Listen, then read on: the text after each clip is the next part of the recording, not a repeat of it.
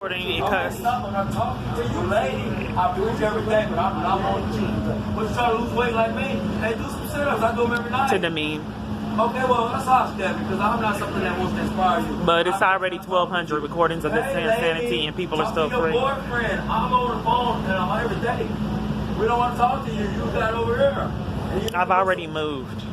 Why she keep talking to me, man? I was talking to her. Hey, family, And then look at what happens. I was talking to you. Hey, family, how you doing? Why would anyone, I mean, how is it my expectation to survive emotionally? I am a fugitive out of abuse.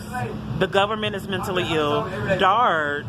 Then all of this madness is sin. By the grace of God, I still have my sanity. But unfortunately, the government doesn't, and no one else around me. It would be better if I was the one that was mentally ill instead of all these people around me that were mentally ill making decisions.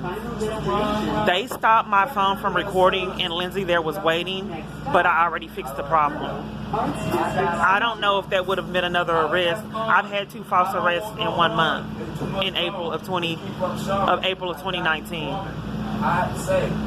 They don't care. Look at all the madness yesterday. It's out of control. But as I stated, I'm not going to keep stating the obvious. But it's no longer abuse, it's emotional torture. Someone's walking in front of the train. I don't know if it's a road or what. I'm going to go ahead and move again.